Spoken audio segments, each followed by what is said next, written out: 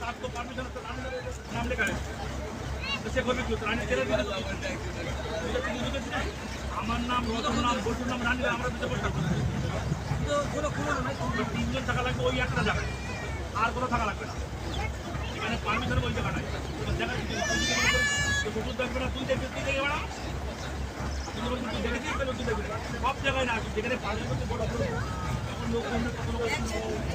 সেই সময় রান্না ঘরে থাকো আমি তুই বলছি রান্না থাকবো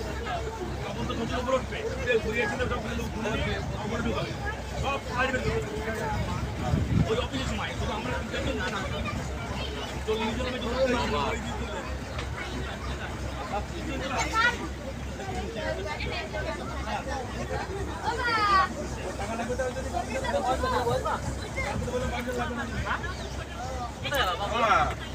আমরা চলো পেছনে বেঞ্চ চিনি বসে অসংখ্য বেঞ্চ দিতে পারি দাদা দাদা দাদা